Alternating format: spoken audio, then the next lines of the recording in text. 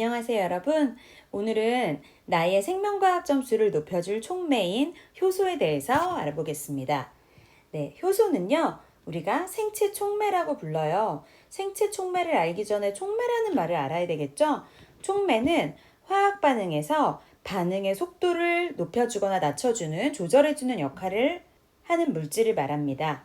자신은 화학 반응에 참여하지 않으면서, 즉, 반응물도 생성물도 아닌데 그 화학 반응을 도와줘서 화학 반응의 속도를 변화시켜주는 물질을 말해요.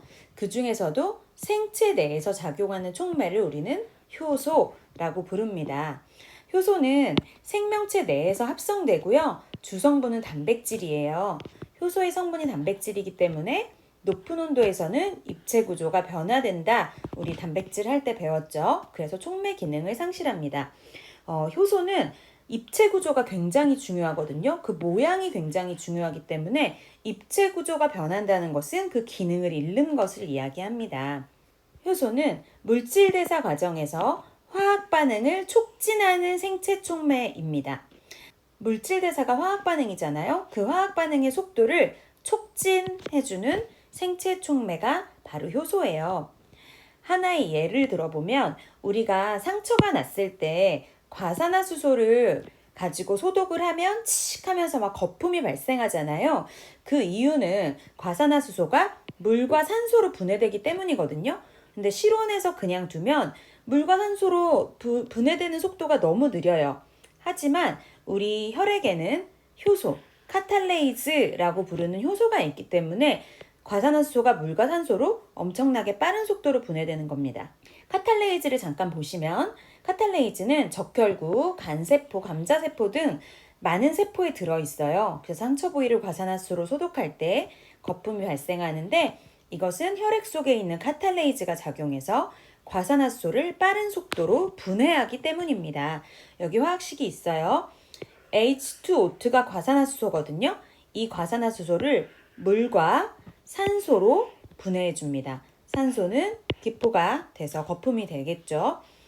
그리고 이 숫자를 맞추기 위해서 여기다 2를 썼어요. 그래서 카탈레이즈라는 효소 반드시 알아두셔야 되는데 대부분의 세포에 있는데 그 중에서도 적혈구, 간세포, 감자세포 등에 많이 있고 과산화수소를 물과 산소로 분해해주는 역할을 하는 효소이다 라고 알아두시면 되겠습니다. 그러면 효소가 어떻게 화학 반응을 촉진하는지를 알아볼게요. 화학 반응이 일어나기 위해서는요, 에너지가 필요합니다. 화학 반응이 일어나기 위해서 에너지가 필요한데 화학 반응이 일어나기 위해서 필요한 최소한의 에너지가 있어요. 그 에너지를 뭐라고 부르냐면 활성화 에너지라고 부릅니다. 이미 별표가 있죠? 굉장히 중요한 개념입니다. 화학 반응이 일어나기 위해 필요한 최소한의 에너지, 적어도 이 정도의 에너지는 있어야 이 반응이 일어날 수 있다 하는 크기의 그 에너지를 활성화 에너지라고 부릅니다. 밑에 그래프를 볼게요. 여기 반응물의 에너지가 이 정도고 생성물의 에너지가 이 정도예요. 발열 반응이네요. 그런데 반응물이 생성물로 그냥 가는 것이 아니라 어떤 반응이 일어나기 위해서는 에너지 장벽을 넘어야 돼요. 반응물이 이렇게 에너지 장벽을 넘어서 생성물이 될 수 있거든요. 그러면 이 높이가 높으면 높을수록 반응이 일어나기가 어렵겠죠? 이 높이를 바로 활성화 에너지라고 부릅니다. 이 반응이 일어나기 위해 필요한 최소한의 에너지, 이 에너지 장벽을 넘어야만 반응이 일어날 수 있다는 거죠. 그래서 활성화 에너지가 높으면 높을수록 화학 반응이 일어나기가 어렵습니다. 반응이 일어나기 어렵다는 얘기는 반응 속도가 느리다는 얘기죠. 그런데 효소가 있으면 어떻게 되냐? 이 에너지 산을 낮춰줍니다. 그래서 효소가 있을 때 활성화 에너지는 이렇게 낮아져요. 이렇게 낮아지기 때문에 효소가 있으면 활성화 에너지가 감소해요. 이 산의 높이가 낮아지기 때문에 화학 반응이 일어나기가 쉽습니다. 반응이 일어나기 쉽다는 얘기는 반응 속도가 빨라진다는 얘기죠. 그래서 효소가 어떻게 화학 반응을, 물질 대사를 촉진하냐? 화학 반응에 필요한 활성화 에너지를 낮춰줌으로써 반응이 쉽게 일어나도록 하는 것이 효소의 역할이라고 할 수 있겠죠. 여기서 또 반응열이라는 말이 나오거든요. 반응열은 뭐냐면 반응물과 생성물의 에너지 차이를 반응열이라고 부릅니다. 그런데 효소가 있거나 없거나 상관없이 반응열은 변화가 없어요. 항상 일정합니다. 왜냐하면 반응물 자체의 에너지와 생성물 자체의 에너지는 항상 변화 없기 때문에 반응물과 생성물의 에너지 차이인 반응열은 항상 일정한 거죠. 효소와는 상관없이 반응열은 항상 일정합니다. 네, 효소가 어떻게 작용한다고요? 화학 반응에 필요한 활성화 에너지를 낮춰줘서 반응이 빠르게 일어나게 한다는 거죠. 이것을 한번 비유로 설명해 볼게요. 자, 이렇게 산이 있어요. 여기가 반응물이고 여기가 생성물인데 어떤 사람이 무거운 공을 반응물을 굴려가지고 이 높은 산 꼭대기까지 올라가. 그러면 얘가 또르르 떨어지면서 반으로 딱 잘라지는 것이 반응이라고 생각해 볼게요.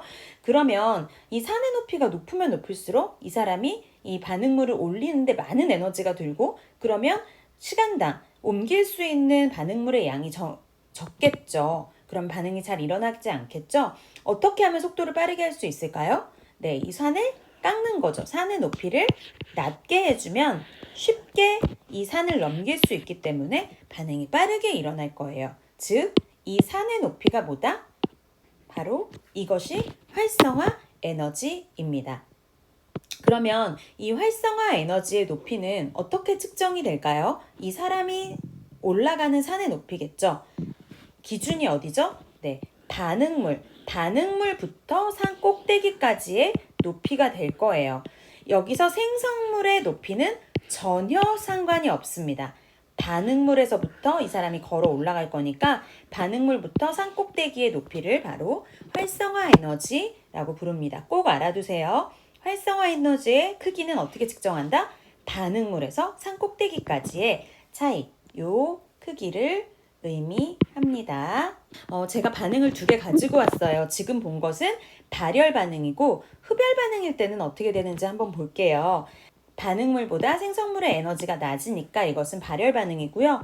반응물보다 생성물의 에너지가 클 경우 이것을 흡열 반응이라고 부르죠. 그런데 활성화 에너지는 효소가 없을 때 이만큼이었는데 효소가 있으니까 이만큼으로 줄었죠. 얼만큼이에요? 활성화 에너지는? 네, 효소가 없을 때 이만큼, 반응물부터니까 효소가 있을 때는 이만큼이 될 거예요. 그러면 흡열 반응에서는 어떻게 될까요? 네, 반응물이 여기에 있으니까 활성화 에너지는 이만큼이 되겠죠. 그리고 효소가 있을 때는 이만큼 낮아져서 이만큼이 활성화 에너지가 될 거예요. 즉 생성물의 에너지 높이랑은 전혀 상관이 없이 기준은 누가 된다? 반응물이 된다는 거 알아두세요. 그러면 반응열은 어떻게 될까요? 반응열은 반응물과 생성물의 에너지 차이니까 여기서는 이만큼이 될 거고요. 여기서는 반응물과 생성물의 에너지 차이니까 이 정도가 되겠죠. 그러면 다음은 효소가 어떻게 작용하는지 그 작용 원리를 볼게요. 효소는 아까 뭘로 되어 있다고 했죠? 네, 단백질로 되어 있다고 얘기했습니다. 단백질은 고유한 입체 구조, 3차 구조를 갖잖아요. 효소도 역시 고유한 입체 구조를 갖습니다. 효소만의 특별한 모양이 있어요. 그래서 효소는 자기의 모양, 입체 구조랑 딱 맞는 반응물과만 결합해서 반응을 촉매해줘요. 즉 활성화 에너지를 낮춰줍니다.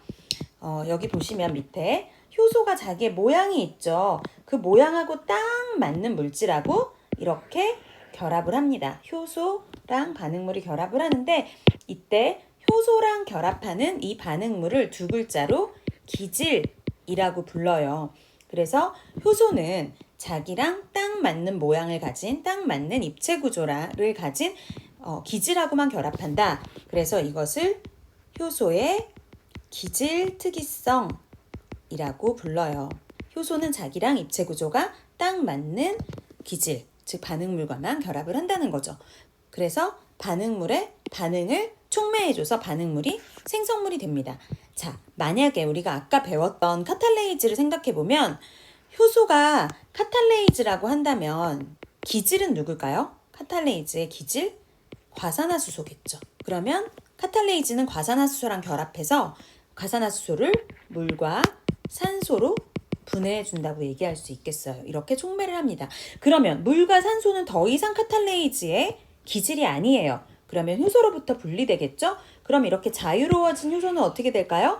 다시 아직 반응하지 않은 반응물, 기질, 카탈레이즈라면 반응하지 않은 과산화수소랑 다시 결합을 해가지고 또 반응을 촉매해줍니다. 효소는 계속해서 반복적으로 재사용이 될 수 있다는 말이에요. 계속 반복해서 소모되지 않고 계속해서 다음 반응에서 재사용될 수 있다는 것이 효소의 특징입니다. 이런 특징을 이용해서 효소를 산업에 많이 활용을 하거든요. 효소에 의한 반응은 위험성이 적고 경제적이고 친환경적이에요. 또 생명체 안에서뿐 아니라 생명체 밖에서도 작용해서 화학 반응을 빠르게 할 수 있습니다. 아까 효소의 성분이 단백질이라고 했잖아요. 단백질이기 때문에 열을 가하면 변성돼서 기능을 잃기도 하고 단백질이기 때문에 그냥 쉽게 자연에서 부패될 수 있겠죠. 그래서 환경을 오염시키지도 않습니다. 또 많이 합성해서 생체 밖에서 사용할 수 있기 때문에 굉장히 경제적이죠. 우리가 통제할 수 있는 단백질이기 때문에 위험성이 적을 수 있어요. 그러면 어디에 효소를 활용하는지 한번 볼게요.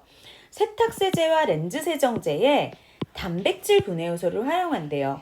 우리 세탁세제, 찌든 때의 성분이 주로 단백질이기 때문에 또 렌즈 세정제에서 또 우리 눈에서 나오는 그런 물질들이 대부분 단백질성 물질들이 많기 때문에 단백질 분해 효소를 넣어서 좀 친환경적으로 눈에도 자극이 덜하고 또 세탁했을 때 잔여물에 의한 그런 화학약품에 의한 유해성이 적은 단백질 분해 효소를 넣는 세탁세제나 렌즈 세정제를 만들 수가 있겠죠. 또 엿기름에 포함된 아밀레이즈를 이용해서 단맛이 나는 식혜를 만든다. 엿기름은요, 여기 밑에 있는데 엿기름이라는 거는 보리의 가루를 얘기합니다. 보리가루를 얘기하는데 보리가루에는요, 아밀레이즈라는 그런 효소들이 굉장히 많아요. 아밀레이즈는 녹말을 분해하는 그런 효소거든요. 그래서 보리가루를 엿기름이라고 부르는데 엿기름에는 아밀레이즈가 풍부하기 때문에 아밀레이즈를 밥하고 섞어주면 밥에 있는 녹말을 분해해서 당을 만들어주죠. 당을 만들어줘서 단맛이 나는 식혜를 만들어줍니다. 여러분 그동안 잘 모르고 마시셨죠? 다음번에 식혜를 마실 때는 아밀레이즈로 활성화 에너지를 낮춘 식혜네 이렇게 한번 얘기해 주시면 좋겠네요.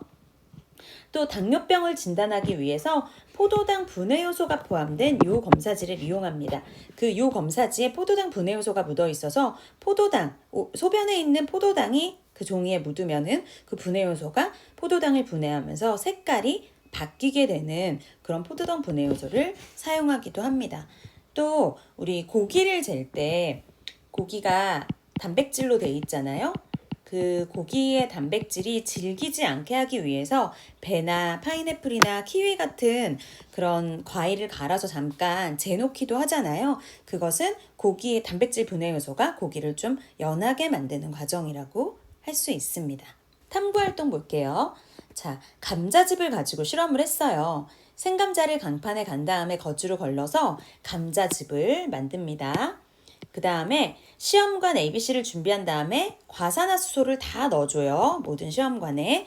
그 다음에 과산화수소가 있는 시험관에 증류수, 감자즙, 삶은 감자즙을 넣고 각각 거품이 발생하는지를 관찰한다. 증류수, 감자즙, 삶은 감자즙을 넣습니다. 여기서 증류수는 아마 대조군이 되겠죠. 아무 반응도 일어나지 않을 거고요. 감자즙과 삶은 감자즙이 있는데 감자즙 안에는 효소가 있을 거예요. 어떤 효소가 있을까요? 네, 아까 배운 카탈레이즈가 있겠죠. 삶은 감자즙에는 카탈레이즈가 있었지만 삶는 과정에서 가열했기 때문에 카탈레이즈가 입체 구조가 변했어요. 이것을 변성이라고 부르거든요. 카탈레이즈가 변성돼서 기능을 잃어버렸습니다. 그래서 촉매 기능을 수행할 수가 없습니다. 결국 ABC 중에 어디에서만 반응이 일어날까요?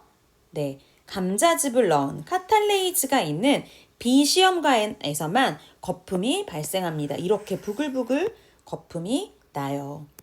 그런데 이 거품의 성분이 뭔지 우린 알고 있어요, 이미. 카탈레이즈는 과산화수소를 물과 산소로 분해한다고 해서 우리는 이론적으로는 알고 있지만 진짜 이게 산소인지 알아보기 위해서 향에 불을 붙였다가 끈 후 꺼져가는 불씨를 넣었대요. 자, 꺼져가는 불씨를 넣었을 때 만약에 이 기체가 수소라면 퍽 하는 소리와 함께 타오르고요. 산소라면 불씨가 확 살아날 거고 이산화탄소라면 훅 꺼지겠죠. 어떻게 됐을까요, 결과는? 네, 이렇게 불씨가 활활 타올랐습니다. 이걸 봐서 네, 이 성분은 산소라는 것을 알 수 있습니다. 과산화수소가 분해돼서 산소가 나왔다는 것을 알 수 있죠. 또 이 다음에 모든 반응이 끝났어. 이제 거품이 나는 반응이 다 끝났어요. 완전히 반응이 끝나고 나서 이 ABC에다가 과산화수소를 더 넣어줬어요. 그러면 어떻게 될까요? 과산화수소를 ABC에다가 더 첨가했어요. 그럼 어떻게 될까요? 생각해 보세요. B에서만 다시 거품이 뽀글뽀글 발생을 합니다. 그 이유는 무엇일까? 거품이 다 사라졌다는 얘기는 뭐냐면 과산화수소가 다 소진된 거야. 모든 과산화수소가 다 분해돼서 이제 과산화수소가 기질이 남아있지 않은 거죠. 그런데 거기다 과산화수소를 더 넣어줬어요. 그러면 감자즙에 있는 카탈레이즈는 어때요? 계속해서 재사용될 수 있으니까 또 넣어준 과산화수소를 다시 분해해서 산소를 발생시킬 수 있었던 것이죠. 또 이것을 통해서 효소의 특성을 알 수 있었어요. 효소는 재사용될 수 있다. 네, 그런데 삶은 감자즙에서는 아무 반응도 일어나지 않겠죠. 삶았을 때 아까 변성된다고 얘기했는데요. 그래서 우리 몸에서도 효소가 있기 때문에 우리 몸에 너무 고열이 나면 단백질이 변성될 수 있습니다. 그래서 특히 아이들 같은 경우는 고열이 나는 것을 굉장히 주의해야 되거든요. 여러분 헬렌 켈러 아시죠? 헬렌 켈러가 태어날 때부터 귀가 안 들리고 눈이 안 보이지 않았거든요. 태어날 때는 정상이었습니다. 그런데 굉장한 열병을 어릴 때 앓고 나서 그 다음에 그런 비가역적인 장애가 생겼어요. 그 얘기는 뭐냐면 몸에 너무 고열이 나서 몸에 있는 효소나 단백질들이 변성되면서 보이는 기능, 또 말하는 기능, 들리는 기능 이런 것들을 하는 그런 효소나 단백질들 또 뇌가 손상돼서 변성돼서 다시 원래대로 돌아올 수 없었다는 것을 의미합니다. 지금까지 효소의 특성들을 알아봤어요. 여러분 꼭 기억할 게 뭐죠? 마지막으로 효소가 어떻게 촉매 기능을 한다? 활성화 에너지를 낮춰준다. 꼭 기억하시기 바랍니다.